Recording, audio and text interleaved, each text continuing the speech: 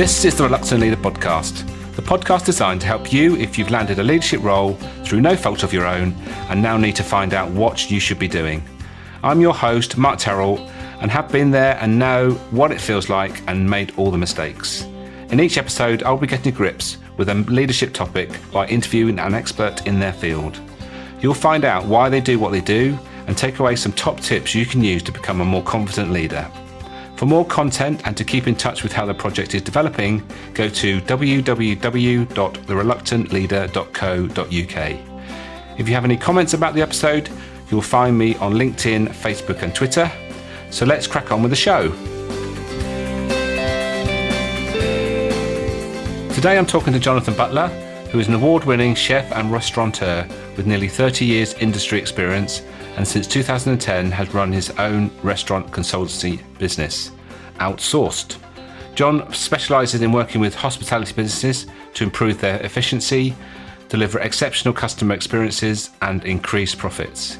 He is also the author of Business Recipes for Success, 4 Steps to Building a Successful Restaurant and Hospitality Business, and a motivational speaker, drawing on personal and business experience in his talks. I hope you enjoy this discussion we had about customer experience, and I will catch you on the other side.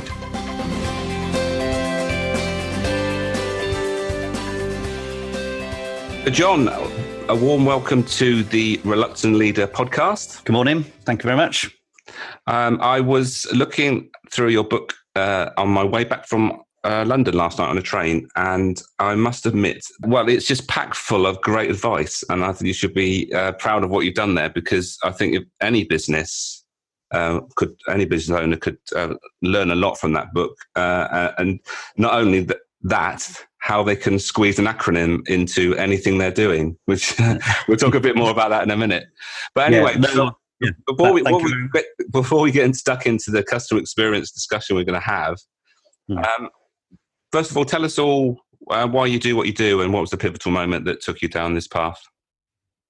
Yeah, obviously. So I'm primarily nowadays I class myself as a restaurant consultant. As you said, I've also authored a book, and I do some keynote speaking as well. But my background is sort of over 28 years in the hospitality sector. I started when I was 14 as a on the pot wash, as many of us do, and then moved into sort of cooking when a chef walked out of the restaurant that I was working in, and I just ended up being asked to sort of help out. And then over the sort of following weeks, months, and then into years, I sort of trained as a chef. In the meantime, in between, I went to university and did 2 management degrees.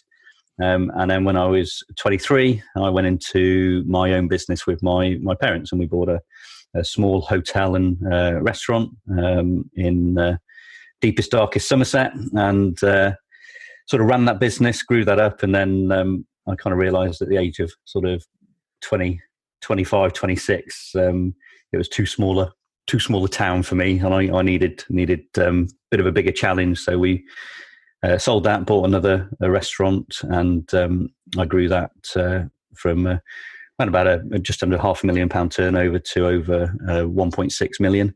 And then we bought another restaurant at the same time. And the combined business was, over sort of £2 million business. And I ran that. And then very, very briefly in 2007, both our businesses flooded, and I went into crisis management mode, I suppose. I had to learn very, very quickly how to deal with 2 businesses flooding, and sort of we got them back up and running in sort of 2008. But then I decided that for me, I'd kind of had enough. So we sold one of them in 2008, sold the other one in 2009, and since 2010, I've been doing what I do now. So I suppose the pivotal moment for me was the flooding, and then a sort of consequent time sort of after that of I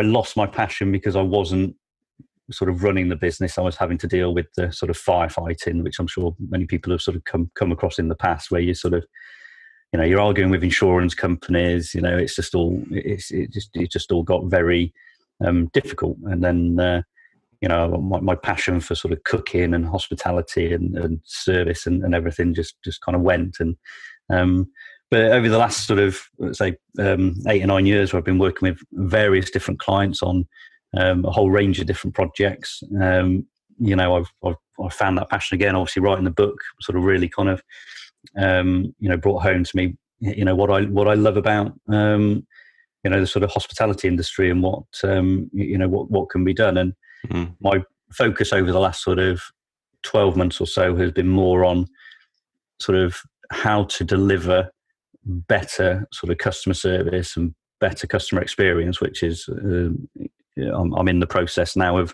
writing book number 2, which at the moment's got a working title of for the love of customers. So we'll see how that develops, but hopefully over the next sort of few months that'll get written and published. Excellent. Well, I'll definitely I'll look out for that when you publish that. From what I learned from your first book, which is Business Recipes for Success. I would highly recommend anybody in any business to read that book. Obviously, you talk about your hospitality journey and how you've used that, and obviously you've brought together some recipes for different parts of that business, which are well worth checking in with. It's packed full of value. So I resonate from what you just said about your floods, and the one thing that when something dramatic happens to a business that you put a lot of time and effort into and love, and you get that setback, it takes a hell of a lot more energy to get it back up. You think, well, have I got it, first of all, don't you? You think, can I actually do it? Oh yeah, without a doubt, because you're back to square one, and obviously at that point, I've been running the businesses for 7 years, and like I say, although we'd done the first one and done very successfully with that, and then moved on to the second one, but we'd invested a lot of money into them. We'd done refurbishments, and literally actually the second business that flooded, we'd literally only refurbed it 4 weeks prior, so we spent nearly £250,000. It's very disheartening, because you kind of I think you're up against it in business anyway, certainly as an independent. You're every day is a challenge, but then sometimes it's just more of a challenge, and it's like, oh, what do I have to do to kind of sort of really get sort of that sort of post. And but if we put a bit of a leadership spin on this, you are still leading that business, and you got the responsibility of keeping things going. You got your staff members wondering what's happening and all that stuff, and you've got to lead them through this the massive change and reliving the whole thing, I suppose you could say. Exactly. Not only your own energy, that you've obviously got to energize your staff as well, haven't you, and bring them along. No, exactly. And I was responsible for over 50, 60 staff, and like you say, it's their livelihood as well. You don't. That's the thing. You don't. Sort of obviously also think is that if they. One of our businesses was closed for 6 months, so unfortunately we had to make and that was our biggest business, so we had to make sort of 40 odd staff redundant. It's a big, I suppose, a big burden, because you think actually these people, they've worked hard for you, they've helped you achieve your goals and your vision. And you know them, you might know the families, you might know they've got kids or whatever it might be. And it was a difficult, like I say, from a leadership perspective, you're thinking, like I say, it's not just you, and obviously I had, family as well. That's right, yeah. And it's, your kind of emotions and,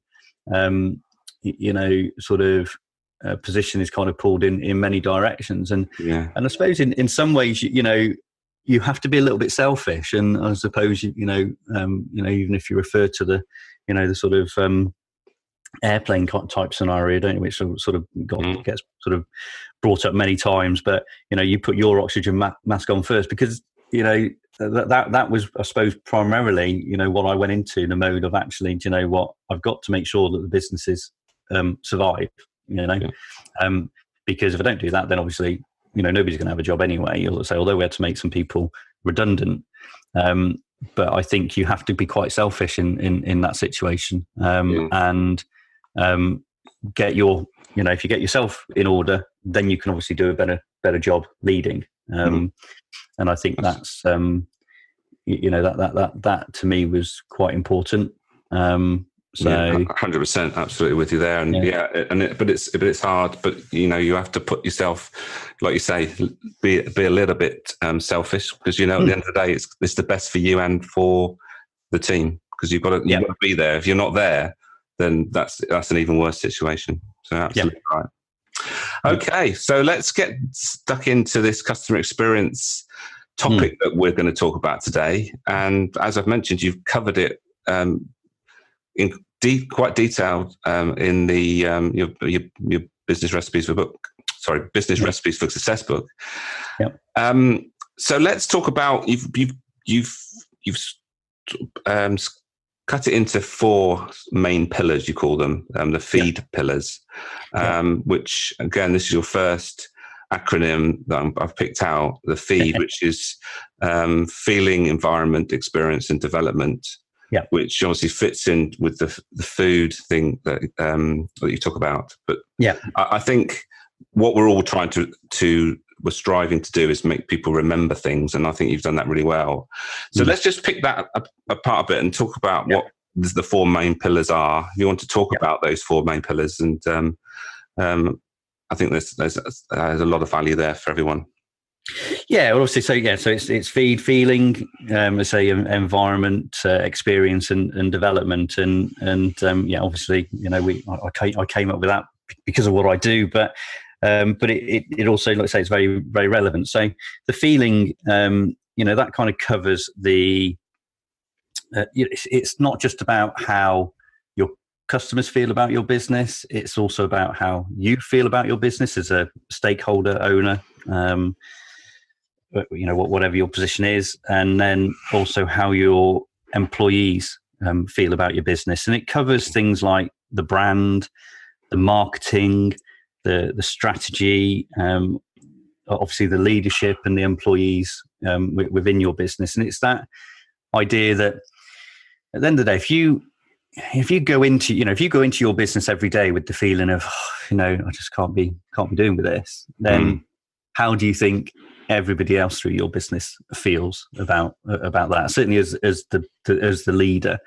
And similarly, if your employees come in with the sort of, as we know, we all have good days and bad days. But if they come in with the sort of, again, the attitude of, I really can't be bothered today, then it always is going to pass on. So you've got to have this sort of vision and sort of ability to always have that, when you, as we used to say to some of our staff, when you are sort of serving, you're on stage, you're performing. Everything else has got to be kind of, the curtain opens when we open those doors. That's the curtain up, and away we go, and we do a performance.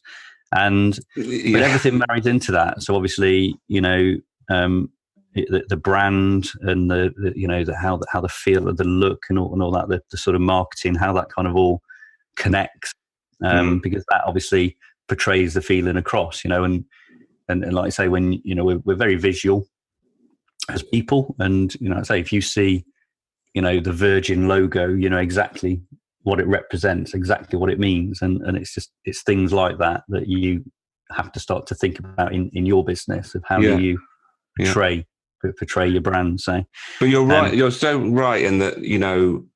As a leadership in a leadership role, you've got to check in with how you're feeling, because what we don't think about is actually how people pick things up from us. Because we are being monitored and watched by all sorts of people, whether it's our staff, our clients, all those people.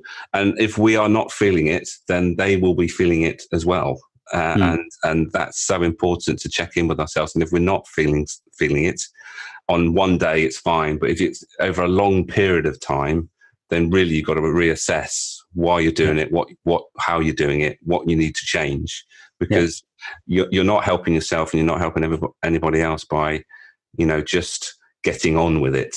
And that's definitely something that I've picked up from my own experience and from working with clients, is that it's really important to make sure that you're still feeling your business. And obviously that is then, what's the word? It almost like it emanates from you, to all you're doing around you. So absolutely, no, and exactly. And as if I refer back to say when we had the floods and everything else, and over time I got worn down, and I didn't feel the passion and that is when I made that life-changing decision, really, of, do you know what, enough's enough, and it's time for me to kind of part with these businesses and sort of and move on to sort of the next sort of chapter in my in my career and life. So it's big. The other side of, obviously, say with the customers, even if the customers are coming into your business and you don't know what's going on in people's lives, and certainly in hospitality, in retail, obviously, your sort of background. I used to say, especially to the younger members of staff that join, to say that just remember one thing: if you're serving that person, and especially if they're an elderly person, you could be the only person they speak to today. And if that's the case, then make sure it's a good experience for them. And it's as simple as that, isn't it? Just making sure that you check in with that person. And we're all in a hurry to do this and do the next thing, but actually sometimes you just need to say, well, this person needs my attention and they need it here and now. And so definitely really important. So feeling's really important. So the next thing we talk about environment, and that's another thing in a retail background, we were all constantly refitting our stores, and I'm sure that was probably the same with your restaurants. Yeah, and obviously, it links into the feeling, because again, and that's the thing. These pillars all do kind of interlink. They're not separate. Sort of parts. They have to connect together, and that's why you have to sort of have all four pillars in place. But the environment's quite important, because again, we've all done it, I'm sure, where you drive up to, obviously, if I take a hospitality scenario, you drive up to, or pass a place and you look and go, oh, that looks like a nice place to eat, or, that looks like a nice place to have a drink, or whatever it might be. But if it was really tatty outside, the inside could be, a 3 Michelin starred restaurant and, very opulent and serving the greatest food in the world. But, every part of the environment has to fit, and similar, say, if it's the other way around, so you don't have, tablecloths and crystal chandeliers and glassware, if you're going to get a McDonald's burger type thing, they don't get out their it's all got to have the right feel and the right environment to make people feel comfortable in the setting, and that is really quite important. So design, layout, and obviously that can also and I guess music plays a part as well, doesn't it?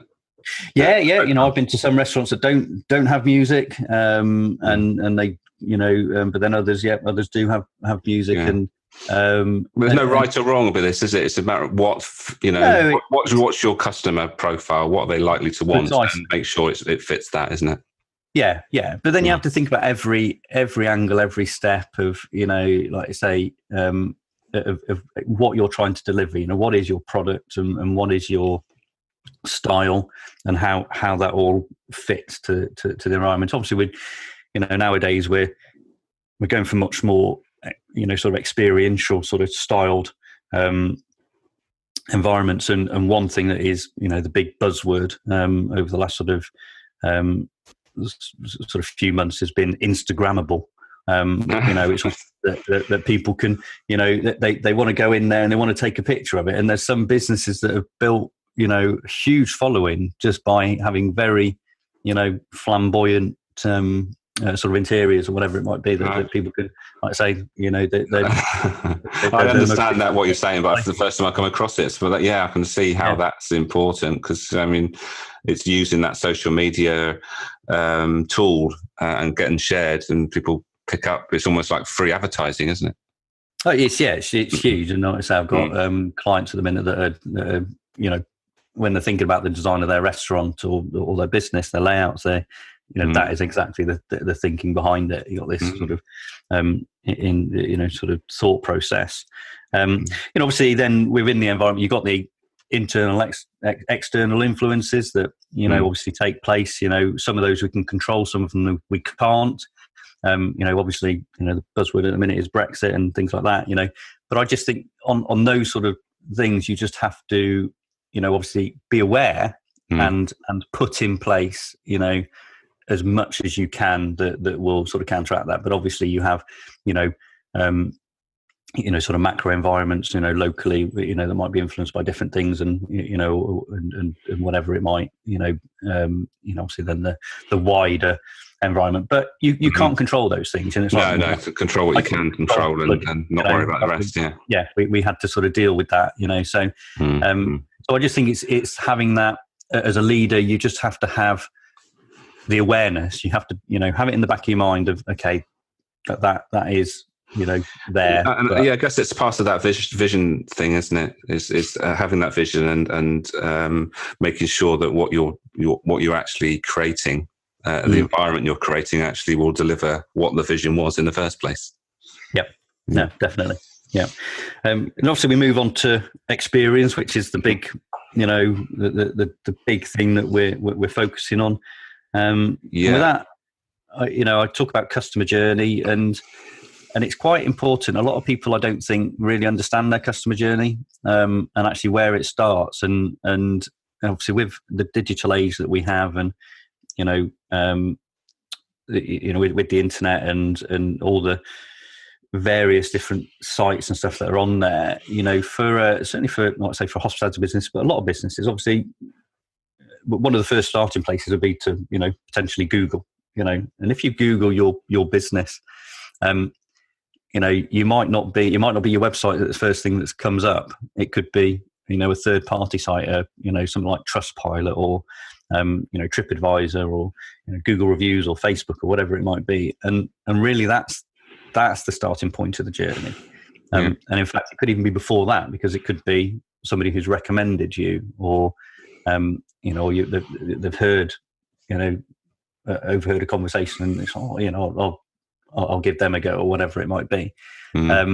So the journey starts a long time before potentially, they get to your door, and you have to start to kind of, you have that path that leads to your business door of whatever that might be.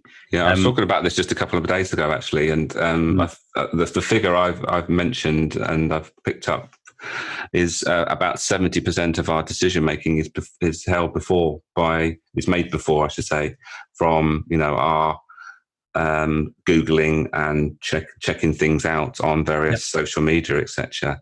And that's a key learning for any business, to realize that if that's the case, then what are you doing to make sure that what they find is actually what you want them to find?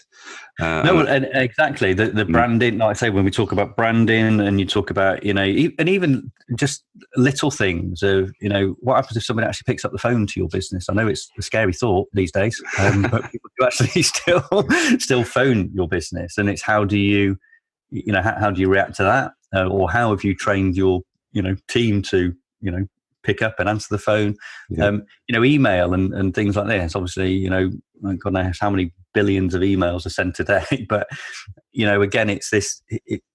You've got to have the sort of the clarity of a message that is going out, and it's got to be throughout every aspect of your business, because how people contact your business and how people find your business is really, really key. And I think it's quite important that people understand that when they when they start to think about this journey to where you're going to end up. And then obviously you've got the the time that they are, what I sort of class as the direct engagements. Obviously, if it is a restaurant or a hotel or something environment, then it's the time that they're within your business that you can obviously have that greatest influence, and that's when you've really got to deliver this customer experience. Obviously they'll have already, like you say, made certain decisions and understanding, but whilst they are engaging with that your product, that's a key time that you can really sort of wow them. And if even for a business that isn't, like say if you take for instance, if you're a printer, say for instance, the time that you're engaging your customer to get the print job done or whatever, if you make certain promises, then the key to that is to deliver on them. Again, so many weeks like I can turn it around in 5 days, because that the customer needs it in 5 days, but in the back of your mind you can't, and it's like, well, then don't tell them that you can. Say, look, actually, there's no way you're going to get it done in 5 days, and there's probably no other printer that's going to be able to do it in 5 days. But we could do it in 7, and we'll push every mountain to ensure that we deliver it in 7. I think from what I say is we are always marketing wherever we are in the customer journey. We are always marketing, whether we are marketing to encourage them to come to us. While they're there, we need to make sure that we're marketing so that they come back, and then after they leave, hopefully we are able to keep in touch, and then obviously encourage them to come back by marketing them again. So it's a marketing journey, isn't it? That really never finishes, never ends. Yeah, and we talk about touch points and things like that, but it's also beyond those touch points. It's not just about the touch points; it's what's in between. It's reading between the lines as well. And obviously, you mentioned there the after sales. So many businesses to me just completely, totally, utterly fall down with the after sales. That is the area that, in reality, you can make the biggest impact. And if you really consider how like say, these people have tried your business, they've hopefully they've had a great experience.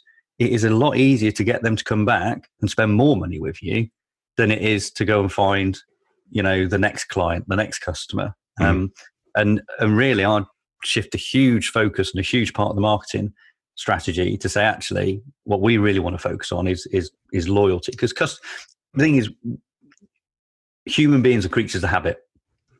We love what we know, and that's our comfort. And if we find somewhere that we're really comfortable with and really enjoy, and we will go back and back and back. And I think that is the key. But a lot of businesses just don't consider that. And that's that. If you get that right, then I think most businesses will certainly thrive a lot more. And you're building on that already. What you've already invested in as well. You're getting you're getting more return on that original investment rather than reinvesting in new customers. Why ignore your existing customers? Which, like you say, so many businesses do. So, and obviously then part of the experience, obviously the key thing with experience is your team that is delivering that experience, to ensure that they really know what it is they're doing, and also talk a lot about that, sort of building that team ethic, that culture, that people know everything about the business and what they can do, and having the boundaries that they can work within, and ensuring that it's not too strict. It's having this ability that they can actually think outside the box. I think I forget who it was who said, but I think it's Steve Jobs or something like that. It was like, why employ great people and tell them what to do? You sort of you can employ some really, really great people, and they will, if you create the right environment, create the right culture, have the right focus, then they will become ambassadors for your business anyway, and they will go out and rave and shout about your business, and they will be as passionate, maybe not as passionate as you as an owner, but they'll certainly have a certain amount of passion and loyalty to your business, sort of going forward. So, and it's all about adding value, isn't it? At the end of the day, I talk to people about. I talk about restaurants actually, and I said, how come you can go to a restaurant and spend say £10 a head and come away thinking you got bad, poor value, and then go to another experience where you pay, say, 50, 60, £70 a head and come away thinking you got fantastic value. It's all about value. It's not about cost. It's about value. What was the experience? What I've actually paid for value for money, and how do I measure that on a scale of value? Was it good value or was it poor value? And that's how we make almost like a unconscious decision based on what we bought, isn't it? It's that value thing.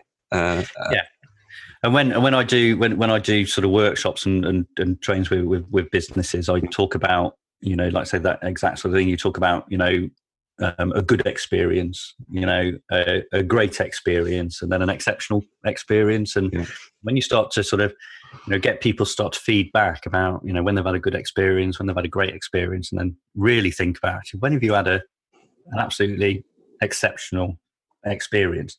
And when you start to map that out and people start to think about that, there's the factors that come down, and obviously everybody has different ideas of value. So it's not an easy thing to sort of measure, and it's not just like itself. So within a restaurant environment, it's not just about the food. It is, it's more than the food. It's the atmosphere. As I mentioned before about there's a restaurant that I know that they've got 2 Michelin stars. They're a very, very good restaurant. The food is always absolutely exceptional, but they don't have music in their restaurant. They don't have any background music.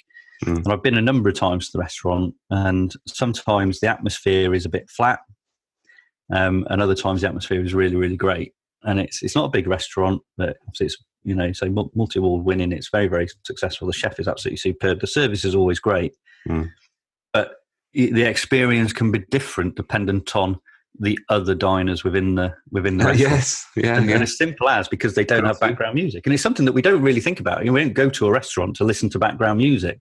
No, but it's almost also when you're watching a TV program or a film. Actually the music probably you're not listening to the music, but if you took a lot of big these big blockbuster films and took out the music, they wouldn't nearly be as great as what they are. Yeah. It's almost as if you've got to check in, how are we feeling this tonight, guys? Do you think we need the music on or not? And it's almost like adapting, isn't it? Being very adaptive to the actual what's going on here and now, rather than saying, well, that's what we do. We put it on at that volume, blah, blah, blah. But it's not that simple. It's actually adapting to what the environment, what's going on within the restaurant. I suppose if it's really bustling and there's lots of, talk going on, that's different than if it's only half full, and it's a different scenario, isn't it? Well, they say if you've got all couples and they're not talking because they've had an argument before they came out, and, obviously Valentine's night, they're just there because they have to be there. Okay. And I think probably we need to move on from that experience. It's so important. But the last element of that feed analogy acronym, whichever you want to call it, is the development thing, which I'm quite passionate about, is the innovation part of development. It's actually constantly learning and developing and looking for new opportunities, isn't it? Yeah, and like I say, obviously it's looking at the trends of what's happening in, like I say, that wider environment within your business or within the world itself. If you can obviously spot the trends and try and get either ahead of the curve or whilst it's happening. Obviously at the minute in the hospitality sector, it's all about gin, which I think is a trend that will fall flat on its face. Right, that's interesting. Yeah, I've noticed that. I've noticed that everyone seems to be opening gin bars and shops. I liked gin before it was trendy, so that's there's only so many types of gin you can drink. My partner likes gin, and the trouble with when you go to the counter, you're going to be asked. I know you're going to be asked a question now: is which gin would you like? Whereas before it was just a gin and tonic. Now it's we have 57 varieties. Which one would you like? I know, it's just ridiculous, isn't it? And obviously technology is a huge aspect, and I think technology's got to be used in the right way. I'm very much, again, when we move back to the customer experience, there's no point in adapting technology just for the sake of adapting technology. Don't just we'll add that because it will do X, Y, Z. A technology has to fit, and it has to be, you have to be able to, bring it into the business that will enhance the customer. Yeah. don't just get technology for the sake of it. To me, we like to say, I still do pick up the phone and phone people, because really? Gosh. Yeah, I know.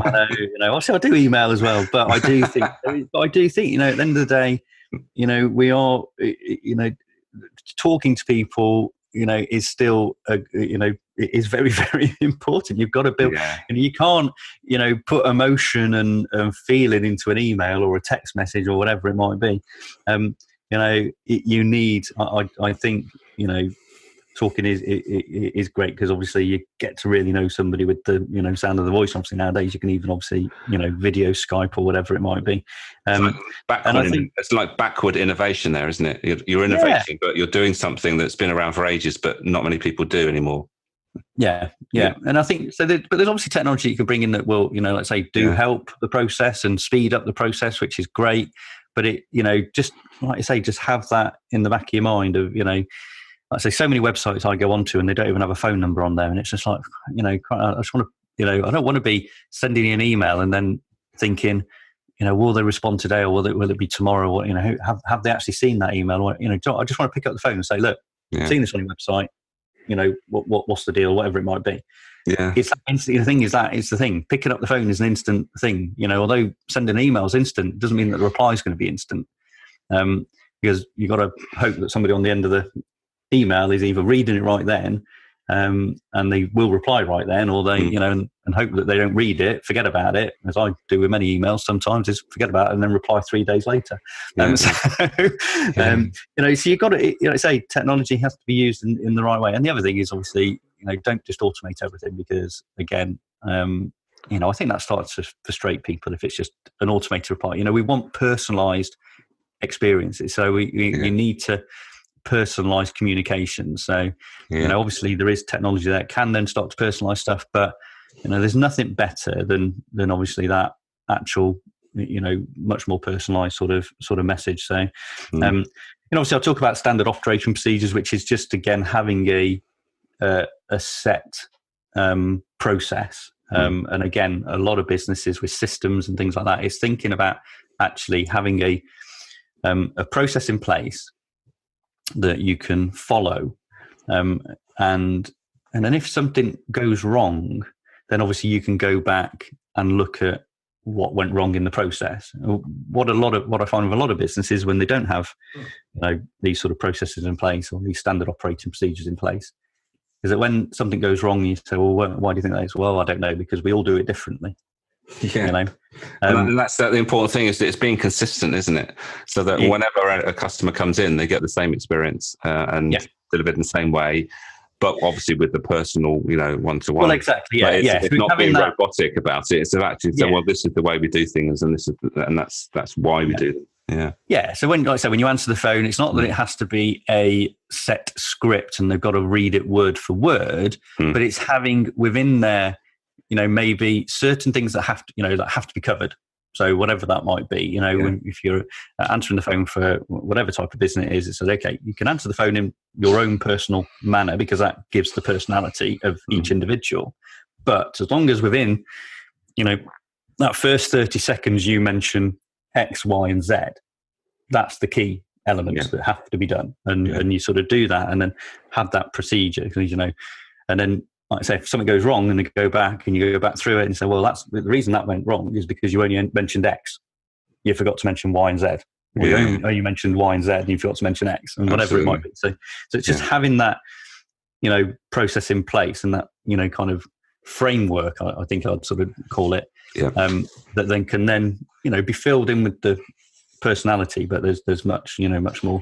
Obviously then there's the sort of your goals and aspirations of the business, and that has to be communicated throughout the business. I think, again, it's fair enough. You as an owner or a stakeholder or whatever, you've got your vision and that's what you want. If you don't then tell every level of the business, what those goals and aspirations are, then you're never going to achieve them. It's communicating at every single level, and not necessarily, you as a leader, sort of just passing it down to your manager, pass it down to, talk directly to, let's say with me, with my restaurants, or when I have my hotel, I'd talk to the cleaner. I'd talk to the sort of so you should, housekeeping. I'd talk to the pot washer and everything. Key position in the kitchen is a pot washer. Really important position. And so you've got to communicate with these people and say, look, this has to be done. Your job's important because you are part of a bigger being, and you're a key component within it. And so you don't want the Chinese whispers sort of style of, well, well, it's like the janitor that was it Jack Kennedy stopped at NASA and he asked him what he was doing, and he said, I'm helping to put somebody on the moon. And that is that's the best way of describing how that works. And if you can get that in everybody that's involved in your business, then you're winning.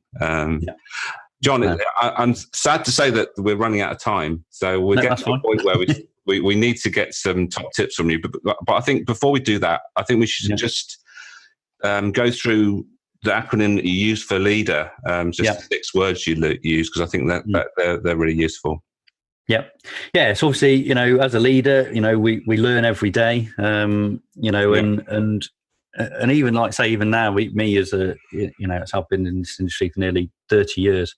And I even still learning, because things are changing, like say the technology or whatever's coming in, and you've got to be on top of that. So, and then, like I say, there's always a better way of doing things. I think, say there's always a better way of doing things. There's always a different way of doing things, and you should maybe try it. And then you'll find out whether it's better or not, or whether it's actually, do you know what? No, we'll go back to that. Obviously, we talk about empowerment, and it is, again, certainly with, obviously we talk about Generation Z coming through and everything else, and they want to be, they want to be part of something. And I think so if you can empower people to sort of take sort of responsibility, even at that lower level, at that if we sort of call it a janitorial sort of level, I think that as I say, is really key, and sort of help people to sort of grow and empower them to sort of really not have a fear of failure. I think is a key thing. And I've been through that obviously with my businesses. I had that real sort of fear of stuff. Obviously, as we've talked about over the last sort of half an hour or so about adapting. You've got to adapt to everything within your business and within the wider environment, and how obviously different people need different things. And I think, again, as somebody leading forward, you've got to be able to see that not everybody is going to respond to a certain process, a certain way that you might talk to them or engage with them. So it's important that you sort of have that adaptability. Say I struggled with the next one in my earlier days of delegating, and I would try and do everything. I think it's a challenge for any leader when they know that they could do something, is to actually allow somebody else to do it. Is a big one. And especially when it's your own business, it's your baby and everything else. And I did really struggle at times to sort of, and I would sort of really work myself into the ground. And it's only when I really, obviously I brought in good people around me. And they would, they'd be honest with me and say, John, you can't do everything. So, almost sort of bugger off, John, and we'll do it. One of the great questions, actually, is someone comes to you with a question that you're tempted to do yourself, rather than take over and sort it, is to ask, well, what would you do if I wasn't here? And that's a form of delegation. It's almost passing back, not responsibility, but just giving them a chance to actually put some input in as well. Definitely. Obviously, finally, the final two, obviously, engage. Where in the age of information, and sort of you've got to have this ability to sort of engage and communicate. And obviously, but again, different ways of communicating, and obviously communicating to obviously all the different sort of different channels within your business, whether that be suppliers, customers, the team. How you communicate might be different, and how you engage each aspect of that influences your business might be different. But you've got to sort of create that sort of engagement with everybody, and have, obviously people that work within your business, they've got to have the belief in you and your brand and everything you do. Yep. And then obviously, as we sort of said, you've got to be able to review stuff. You've got to evaluate not just what you do, but what others do, and evaluate that regularly. Don't and again, create a culture where it's okay to sort of actually put your hand up and go, do you know what, I didn't do that right. And then you can obviously learn from it and put the steps in place to make sure it doesn't happen again. So brilliant. So that's the 6 letters of leader. Learn every day, empower, adapt, delegate, engage, and review. Fabulous stuff. And so if we haven't already given them enough content and value here, three things that we can take away from today, listening today then. For me, obviously, the most important, obviously, if you have employees, they are your number one in delivering the customer experience. So, do invest in them, do look after them, because ultimately they will look after your customers. And that, I think we spend a bit too much time thinking, actually, do you know what, we're a customer focused business rather than actually, do you know what, we should be employee centric. And if you create that culture of, look after your employees, like I say, they come to work every day, they become ambassadors, and they're like, you know what, we're going to go and work for this business and do this and do that and make it a better business, obviously, because they rely on customers to obviously keep their jobs. Number 2 is have and develop strong core values. So have values within your business, and but don't just have them. Create a culture that actually understands and believes in them. Because I think that's the thing. We obviously, values is the buzzword. So everybody sort of creates values. They put them on the website or whatever it might be, or they say, yeah, these are the core values that we have in our business. But then if you actually ask every single member of that business and the employees in that business, and even some of the customers, they probably won't know what they are. So it's not just having the core values, but also then creating the culture that actually knows what they are and understands why they are your core values. So, which basically comes on to the last one, which is communication. As we've said, you've got to communicate directly to all levels in the business, have that clear message, and but not only just have the communication of you sort of talking to people, but also that listen to the feedback, and take that feedback on board and like I say, adapt that going forward. So fantastic. That's it. So that's it. Absolutely. Well, that was a jam-packed half an hour. I think it's a bit more than half an hour, but thank you, John, for your time today. I've really enjoyed it. I will be looking forward to reading your second book when you get around to publishing that. That's the challenge. Get that written and done. Yes. But for now, I will say thank you very much, and hopefully we get a chance to chat again sometime in the future. Yeah, thank you very much, Mark. It's been absolutely great. Brilliant. Thank you.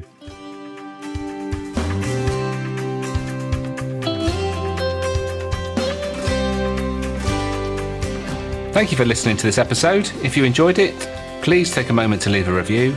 Don't forget to check out the Reluctant Leader project at www.thereluctantleader.co.uk. Make a note to start, stop, or continue doing whatever struck a chord in this episode.